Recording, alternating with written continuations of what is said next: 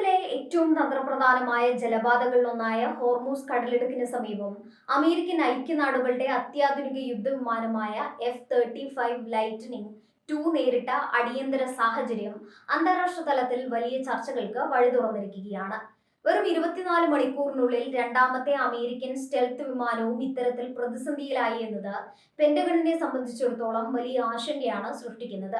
Gulf of ഒമാനിന് മുകളിൽ വെച്ച് വിമാനം അടിയന്തര സാഹചര്യങ്ങളെ സൂചിപ്പിക്കുന്ന കോഡ് 7700 പ്രക്ഷേപണം ചെയ്തതോടെ മേഖലയിലെ സൈനിക വിന്യാസം അതീവ ജാഗ്രതയിലായി. അത്യാധുനിക സാങ്കേതിക വിദ്യയും ശത്രുക്കളുടെ റഡാറുകളെ വെട്ടിക്കാനുള്ള ശേഷിയുമുള്ള F-35 വിമാനങ്ങൾ ഇത്തരത്തിൽ തുടർച്ചയായി അപകടത്തിൽപ്പെടുന്നത് യാദർച്ഛികമല്ലെന്നാണ് യുദ്ധവിദഗ്ധർ വിലയിരുത്തുന്നത്.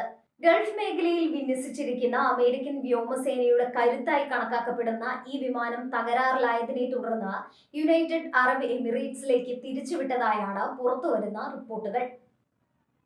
എന്നാൽ സാങ്കേതിക തകരാറാണോ അതോ ശത്രുപക്ഷത്തു നിന്നുള്ള ഇടപെടലാണോ ഇതിന് പിന്നിലെന്ന് ഇപ്പോഴും വ്യക്തമല്ല. ഇറാനിയൻ മാധ്യമങ്ങൾ ഈ സംഭവത്തെ വളരെ ഗൗരവകരമായ രീതിയിലാണ് ലോകത്തിനു മുന്നിൽ അവതരിപ്പിക്കുന്നത്. അമേരിക്കയുടെ അജയ്യമായ സ്റ്റെൽത്ത് വിമാനത്തെ തങ്ങൾ പ്രതിരോധിച്ചുവെന്നും ഹോർമൂസ് കടലിടുക്കിന് സമീപം നടന്ന സൈനിക നീക്കങ്ങൾക്കിടെ വിമാനത്തിന് നേരെ ആക്രമണം ഉണ്ടായെന്നുമാണ് ഇറാന്റെ അവകാശവാദം. ഇറാനിയൻ റഡാറുകൾക്ക് പിടികൊടുക്കാത്ത വിമാനമെന്ന് അമേരിക്ക അവകാശപ്പെടുന്ന F-35 തകർത്തു എന്ന് വരുത്തി തീർക്കുന്നത് മേഖലയിലെ സൈനിക സമവാക്യങ്ങളെ മാറ്റിയെഴുതാൻ ഇറാനെ സഹായിക്കും. നിലവിൽ അമേരിക്കൻ ഔദ്യോഗിക വൃത്തങ്ങളിൽ നിന്നോ സ്വതന്ത്ര ഏജൻസികളിൽ നിന്നോ വിമാനം ആക്രമിക്കപ്പെട്ടു എന്നതിന് കൃത്യമായ തെളിവുകളൊന്നും പുറത്തു വന്നിട്ടില്ല. എങ്കിലും ഇറാൻ ഉയർത്തുന്ന ഈ അവകാശവാദം അമേരിക്കൻ സൈനിക ഉദ്യോഗസ്ഥരെ വലിയ സമ്മർദ്ദത്തിലാക്കുന്നുണ്ട്. അന്താരാഷ്ട്ര എണ്ണക്കടത്തിന്റെ സിരയായ ഹോർമൂസിൽ ഇറാൻ തങ്ങളുടെ സ്വാധീനം ഉറപ്പിക്കാൻ ശ്രമിക്കുന്ന വേളയിൽ ഇത്തരം വാർത്തകൾക്ക് വലിയ പ്രചാരമാണ് ലഭിക്കുന്നത്. പശ്ചിമേഷ്യയിലെ ഇപ്പോഴത്തെ സംഘർഷാവസ്ഥ കേവലം വിമാന അപകടങ്ങളിൽ ഒതുങ്ങുന്നതല്ല. പേർഷ്യൻ കടലിടുക്കിലെ എണ്ണക്കപ്പലുകൾക്ക് നേരെ ഉണ്ടാകുന്ന ആക്രമണങ്ങളും കപ്പലുകൾ പിടിച്ചെടുക്കുന്ന സംഭവങ്ങളും അമേരിക്കയും ഇറാനും തമ്മിലുള്ള ശത്രുതയെ അതിന്റെ പരമാവധിയിൽ എത്തിച്ചിരിക്കുകയാണ്. ഇരു രാജ്യങ്ങളും തങ്ങളുടെ നാവിക വ്യോമസേനകളെ മേഖലയിൽ യുദ്ധസജ്ജമാക്കി നിർത്തിയിരിക്കുന്ന സാഹചര്യത്തിൽ ചെറിയൊരു തീപ്പൊരി പോലും വലിയൊരു ലോകമഹായുദ്ധത്തിലേക്ക് നയിച്ചേക്കാം. അമേരിക്കയെ സംബന്ധിച്ചിടത്തോളം F-35 എന്നത് വെറും ഒരു യുദ്ധവിമാനമല്ല, മറിച്ച് അവരുടെ സൈനിക മേധാവിത്വത്തിന്റെ അടയാളമാണ്. ബില്യൺ കണക്കിന് ഡോളർ ചിലവഴിച്ച് വികസിപ്പിച്ചെടുത്ത ഈ വിമാനം അടിയന്തര സന്ദേശം അയച്ച് മടങ്ങേണ്ടി വരുന്നത് ആഗോള ആയുധ വിപണിയിൽ പോലും അമേരിക്കയ്ക്ക് തിരിച്ചടിയുണ്ടാക്കും. അതിനാൽ തന്നെ സാങ്കേതിക തകരാറുകൾ പരിഹരിക്കാനും സംഭവത്തിന്റെ നിഗൂഢത നീക്കാനും അമേരിക്കൻ വ്യോമസേന അതീവ രഹസ്യമായി അന്വേഷണം ആരംഭിച്ചു കഴിഞ്ഞു. ഇറാന്റെ ഭാഗത്ത് നിന്ന് നോക്കുകയാണെങ്കിൽ തങ്ങളുടെ അതിർത്തിക്കടുത്ത് അമേരിക്ക നടത്തുന്ന സൈനിക നിരീക്ഷണങ്ങളെ അവർ കടുത്ത വെല്ലുവിളിയായാണ് കാണുന്നത്. തദ്ദേശീയമായി വികസിപ്പിച്ച മിസൈൽ പ്രതിരോധ സംവിധാനങ്ങൾ ഉപയോഗിച്ച് അമേരിക്കൻ ഡ്രോണുകളെയും വിമാനങ്ങളെയും നേരിടാൻ തങ്ങൾ സജ്ജമാണെന്ന് ഇറാൻ പലതവണ തെളിയിച്ചിട്ടുണ്ട്. ഹോർമൂസിലെ പുതിയ സംഭവം ഇറാന്റെ സൈനിക വീര്യം വർദ്ധിപ്പിക്കാനാണ് സഹായിക്കുന്നത്. അറബിക്കടലിന്റെയും ഗൾഫ് ഓഫ് ഒമാനിന്റെയും ഭാഗങ്ങളിൽ രൂപപ്പെട്ടിരിക്കുന്ന ഈ സൈനിക അസ്വസ്ഥതകൾ ആഗോള സമ്പദ് വ്യവസ്ഥയെയും നേരിട്ട് ബാധിക്കും.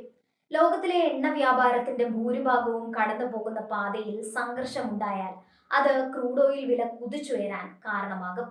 ഇന്ധന വിലയിൽ ഉണ്ടാകുന്ന മാറ്റം ഇന്ത്യ ഉൾപ്പെടെയുള്ള രാജ്യങ്ങളുടെ സാമ്പത്തിക സുരക്ഷിതത്വത്തെ ബാധിക്കുമെന്നതിനാൽ ലോകം മുഴുവൻ ഉറ്റുനോക്കുന്നത് ഹോർമൂസിലേക്കാണ്.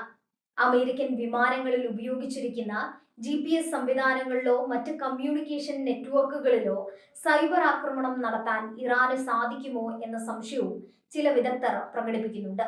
അത്യാധുനിക സ്റ്റെൽത്ത് സാങ്കേതിക വിദ്യയുള്ള വിമാനങ്ങൾ റഡാറിൽ തെളിയാതെ തന്നെ തകർക്കാൻ കഴിഞ്ഞാൽ അത് യുദ്ധതന്ത്രങ്ങളിൽ വലിയ മാറ്റങ്ങൾക്ക് വഴിതെളിക്കും.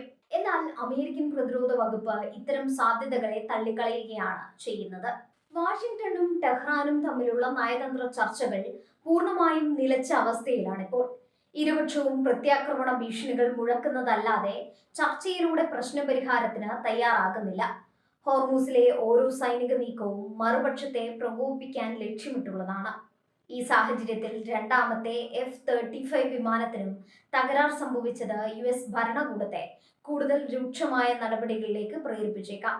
UAE ഉൾപ്പെടെയുള്ള ഗൾഫ് രാജ്യങ്ങൾ ഈ സംഘർഷത്തിൽ വളരെ കരുതലോടുകൂടിയാണ് പ്രതികരിക്കുന്നത്.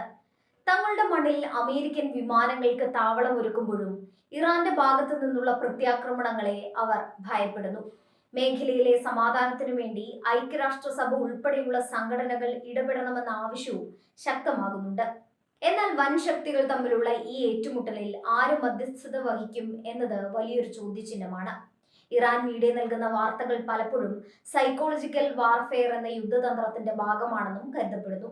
ശത്രു രാജ്യത്തിന്റെ സൈനികരുടെ ആത്മവീര്യം തകർക്കാനും ജനങ്ങൾക്കിടയിൽ ഭീതി പടർത്താനും ഇത്തരം വാർത്തകൾ ഇറാൻ ഉപയോഗിക്കാറുണ്ട്.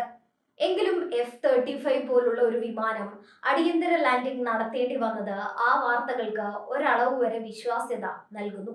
വരും ദിവസങ്ങളിൽ പെന്റഗൺ ഈ സംഭവത്തിൽ കൂടുതൽ വ്യക്തത നൽകുമെന്ന് പ്രതീക്ഷിക്കാം.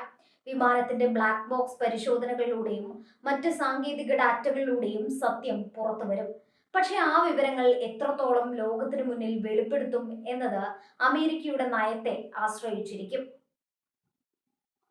സൈനിക രഹസ്യങ്ങൾ എന്ന പേരിൽ പലപ്പോഴും ഇത്തരം പരാജയങ്ങൾ മൂടിവെക്കപ്പെടാറാണ് പതിവ്. ഹോർമൂസ് കടലിടുക്ക് ഒരു യുദ്ധക്കളമായി മാറുകയാണെങ്കിൽ അത് ലോകത്തിന് താങ്ങാൻ കഴിയുന്നതിലും അപ്പുറമുള്ള പ്രത്യാഘാതങ്ങൾ ഉണ്ടാകും. ആധുനിക യുദ്ധവിമാനങ്ങളും മിസൈലുകളും ഉപയോഗിച്ചുള്ള ഒരു പോരാട്ടം ലക്ഷക്കണക്കിന് മനുഷ്യരുടെ ജീവഹാനിക്കും വൻ സാമ്പത്തിക തകർച്ചയ്ക്കും കാരണമാകും. അതിനാൽ തന്നെ ഓരോ വിമാന അപകടവും, ഓരോ ചെറിയ പ്രകോപനവും ലോക സമാധാനത്തിന് ഭീഷണിയായി മാറിക്കൊണ്ടിരിക്കുകയാണ്. ഹോർമൂസ് കടലിടുക്കിന് മുകളിൽ F-35 വിമാനം നേരിട്ട ഈ പ്രതിസന്ധി വരാനിരിക്കുന്ന വലിയൊരു കൊടുങ്കാറ്റിന്റെ മുന്നോടിയാണോ എന്ന് സംശയിക്കേണ്ടിയിരിക്കുന്നു. ഇറാന്റെ അവകാശവാദങ്ങളും അമേരിക്കയുടെ നിശബ്ദതയും തമ്മിലുള്ള പോരാട്ടം സൈനിക മേഖലയിൽ വലിയ പ്രത്യാഘാതങ്ങൾ സൃഷ്ടിക്കുമെന്ന് ഉറപ്പാണ്. പശ്ചിമേഷ്യയിലെ മണലാരണ്യങ്ങളിൽ യുദ്ധത്തിന്റെ കാർമേഘങ്ങൾ ഉരുണ്ടുകൂടുമ്പോൾ ലോകം പ്രാർത്ഥനയോടെയും ആശങ്കയോടെയുമാണ് ആകാശത്തേക്ക് നോക്കുന്നത്.